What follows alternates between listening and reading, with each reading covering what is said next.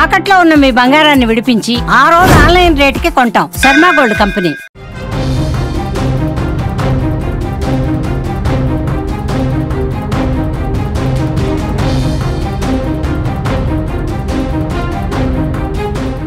Nizamabad one town police స్టేషన్లో ఓ నిందితుడు చనిపోవడం తీవ్ర కలకలం రేపుతోంది. పోలీసుల వేధింపులతోనే చనిపోయాడని బంధువులు ఆందోళన చేపట్టడం ఉద్రిక్త పరిస్థితులు నెలకొన్నాయి.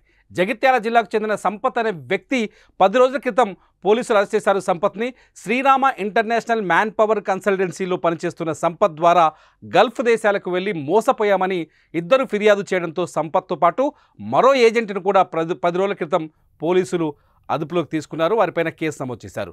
వారికి న్యాయస్థానం రిమాండ్ విధించింది. అయితే బాధితుల డబ్బు రికవరీ కోసం సైబర్ క్రైమ్ పోలీసులు 2 రోజుల క్రితం కోర్టు అనుమతితో అందులో ఇద్దరిని కస్టడీలోకి తీసుకున్నారు. విచారణలో భాగంగా సంపత్ను జగిత్యాలకు తీసుకెళ్లారు. గురువారం రాత్రి మళ్ళీ స్టేషన్కి తీసుకొచ్చారు. అయితే కొద్దిసేపటికే తన ఛాతీలో నొప్పి ఉందని చెప్పడంతో చికిత్స నిమిత్తం ప్రభుత్వ ఆసుపత్రికి తరలించగా అక్కడ సంపత్ మరణించాడు. దీంతో కుటుంబ సభ్యులు ఆందోళనకు దిగారు. పోలీసుల టార్చర్ కారణంగానే సంపత్ చనిపోయాడని ఆరోపిస్తూ ఆసుపత్రి బయట ఆందోళనకు దిగడంతో ఉద్రిక్త పరిస్థితులు నెలకొన్నాయి. సంపత్ మృతిపై అటు నిజామాబాద్ ఏసీపీ రాజా వెంకటరెడ్డి స్పందించారు.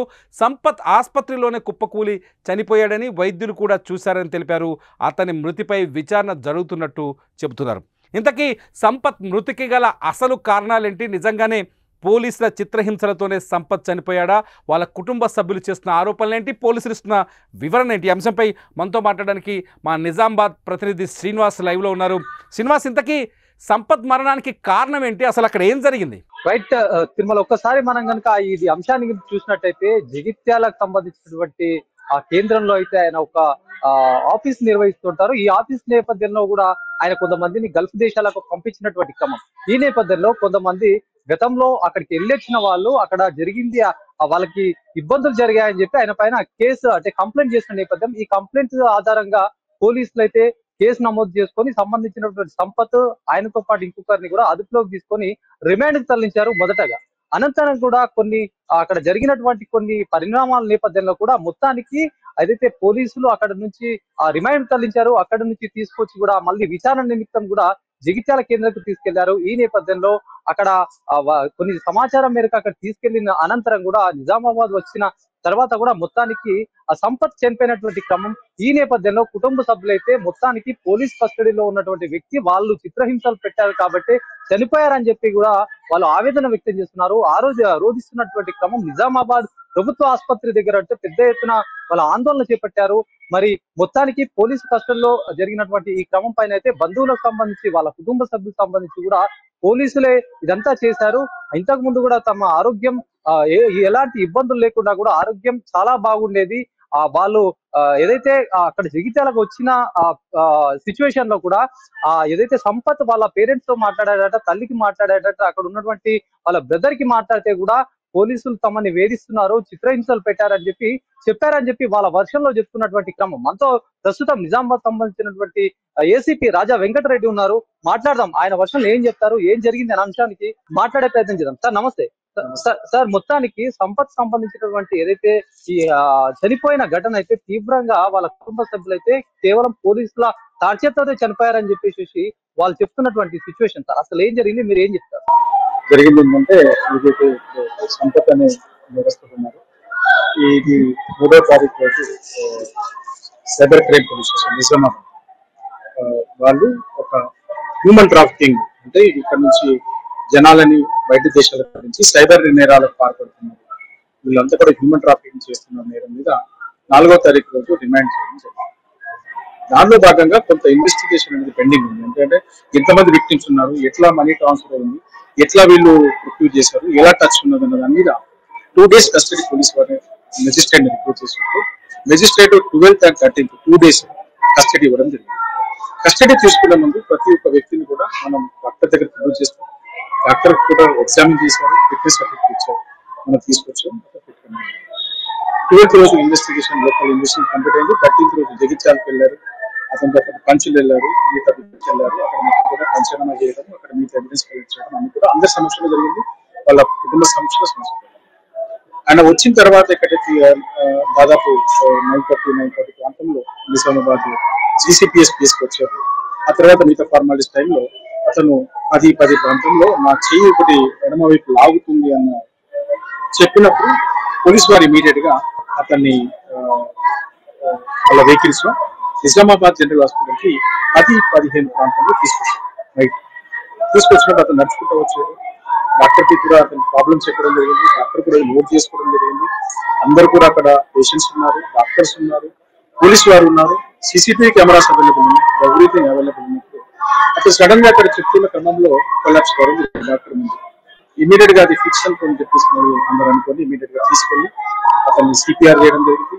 అనేక ప్రాణాలను కాపాడడానికి ప్రయత్నం చేయడం జరిగింది. కానీ మన పరిస్థితి అనుకోండి ఇమీడియట్ గా సమాచారం మేరకు మనం టౌన్ 1 PS వస్తుంది కాబట్టి ఆ సమాచారం మేరకు మనం కేసు రిజిస్టర్ చేయడం జరిగింది. దాన్ని ప్రొయాక్టివ్ భాగంగా ఇది పోలీస్ కస్టడీలో జరిగింది. ఒక ట్రాన్స్పరెన్సీ ఉండాలి, ఎక్కడ కూడా ఎటువంటి అనుమానం జ్యుడిషియల్ మెజిస్ట్రేట్ ద్వారా ఇది విచారణ చేయడం జరుగుతుంది. అదేవిధంగా పోస్ట్ మార్టం ఎగ్జామినేషన్ కూడా నేషనల్ హ్యూమన్ రైట్స్ కమిషన్ చెప్పిన ప్రకారం 3 టీమ్ ఆఫ్ డాక్టర్స్ తో వీడియోగ్రఫీ అండ్ ఫోటోగ్రఫీ ఇప్పుడు ఎవరైతే అలిగేషన్ చేస్తారో అవన్నీ కూడా మీకు జ్యుడిషియల్ ఎంక్వైరీలో కానీ ఇవన్నీ కూడా చేస్తాం. ఇక్కడున్న నాకున్న ప్రాథమిక సమాచారం, నాకున్న ఇవన్నీ కూడా మేము కోరిలేట్ చేసుకుని హాస్పిటల్లో ఉన్న సీసీటీవీ ఫుటేజ్ కానీ డాక్టర్స్ ఎగ్జామినేషన్ కానీ ఇంత పక్కన పేషెంట్ ఎగ్జామినేషన్ అతను బాగా వచ్చాడు, మాట్లాడుతున్నాడు, టైంలో కొలాప్స్. అసలు ఏం జరిగింది? వాళ్ళ బాధితుల కుటుంబాల సభ్యులు ఏమంటున్నారు, బాధితులు ఏమంటున్నారు, వాళ్ళ ఫ్యామిలీ మెంబర్స్ ఏమంటున్నారు? యాక్చువల్గా ఇది మొత్తానికి చూడొచ్చు, ఒక వైపు కూడా బాధిత కుటుంబాలు సైతం వాళ్ళకి ఏదైతే పోలీసులు టార్చర్ వల్లే తన కొడుకు చనిపోయాడని తల్లి ఆవేదన వ్యక్తం చేస్తూ తెలుపుతా ఉంది. దాంతో పాటు వాళ్ళ సోదరులు కావచ్చు, వాళ్ళ కుటుంబ సభ్యులందరూ కూడా చాలా మట్టుకు కూడా దెబ్బలు కనిపించాయి. కాళ్ళకి సైతం కూడా వాతలు వచ్చాయి, ఎల్లో కలర్ బ్లూ కలర్ లో మారాయని చెప్పి వాళ్ళైతే చెప్తున్నటువంటి క్రమం. మొత్తానికి కూడా దాదాపుగా ఒక 10 రోజుల వరకు అయితే గత 3వ తారీఖు ఆయన్ని కేసు నిమిత్తం కూడా ఆయన కేసు ఫైల్ చేశారు. ఈ నేపథ్యంలో కోర్టుకు రిమాండ్ కు తరలించారు. ఈ నేపథ్యంలో ఎంక్వైరీ సంబంధించి మరింత విషయాలు రాబట్టడానికి అయితే ఆఫీస్ కు తీసుకొచ్చిన క్రమంలో అక్కడ పేరెంట్స్ బంధువులందరూ కలిసి అక్కడ ఆయనతో మాట్లాడారట. అవే చివరి మాటలు అని చెప్పేసి బాధిత కుటుంబ సభ్యులు చెప్తున్నారు. ఏదేమైనా పోలీసు వర్షంలో చూసుకున్నట్టయితే కనుక పోలీసులు అయితే అక్కడ ఉన్నటువంటి అంతా విచారణ నిమిత్తం అంతా పూర్తి చేసుకుని నిజామాబాద్ కు వచ్చిన క్రమంలో ఆయన చెయ్యి లాగుతుండడం చూసి కూడా హాస్పిటల్ కి తీసుకెళ్లాము. హాస్పిటల్లో ఇదంతా కూడా సడన్ గా ఆయనని మందులు ఇచ్చిన క్రమంలో ఒకేసారి కూడా దీనికి సంబంధించి ఆల్రెడీ డాక్టర్స్ చూసే క్రమంలో ఇదంతా జరిగింది. మరణించడం కూడా బాధాకరం అని చెప్పి ఒకవైపు పోలీసులు చెప్తున్నారు. ఏదేమైనప్పటికీ కూడా పోలీస్ కస్టడీలో ఇట్లాంటి మరణం జరగడం కూడా జిల్లా వ్యాప్తంగా ఒక చర్చనీయాంశమైనటువంటి అంశంగా చూడొచ్చు. మరి వేచి చూడాలి, ఎలాంటి ఒకవైపు కూడా పోస్ట్ మార్టం చేస్తున్నారు, ఇంకా ఎంక్వైరీ సైతం దీనికి సంబంధించి జరుగుతుందని చెప్పి పోలీసులు చెప్తున్నారు.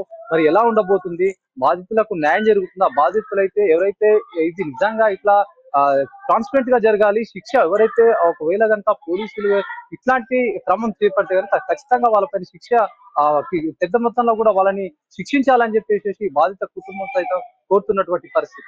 ఇది మొత్తానికి నిజామాబాద్ డెత్ కాదా అనేది అతిపెద్ద మిస్టరీగా మారింది. పోలీసులు అయితే ఈ అంశం పైన ఎవరైతే చనిపోయారో సంపత్ మృతి పైన సమగ్ర విచారణకు ఆదేశించారు. జ్యుడిషియల్తో పాటు హ్యూమన్ రైట్స్ నుంచి కూడా ప్రతినిధిని ఏర్పాటు చేసి 3 మెంబర్ కమిటీని ఏర్పాటు చేసి ఈ డెత్ పైన ఒక రిపోర్టును తయారు చేయించే ప్రయత్నం చేశారు. కుటుంబ సభ్యులు మాత్రం పోలీసుల అదుపులోనే సంపత్ ప్రాణాలు కోల్పోయాడు, 31 ఏళ్ల వయసులో ఆయనకు గుండెపోటు రావడం ఏంటి, పోలీసులు అతన్ని కఠినంగా హింసించడం వల్ల చనిపోయాడని చెప్తున్నారు. మొత్తానికి పోలీసులు మాత్రం ఇది ఎటువంటి పోలీసుల హింసకు సంబంధించిన సబ్జెక్ట్ కాదు, అతనికి అనారోగ్యం ఉండడంతో ఆసుపత్రికి తీసుకెళ్లాము, ఆసుపత్రిలో వైద్యుల ముందే ఆయన కుప్పగూలని చెప్తారు. ఇంతకీ మీరేమనుకుంటున్నారు? నిజామాబాద్లో జరిగే దుర్ఘటన పైన ఈ వీడియో కింద కామెంట్ చేయండి. చూస్తూనే ఉండండి సుమన్ టీవీ.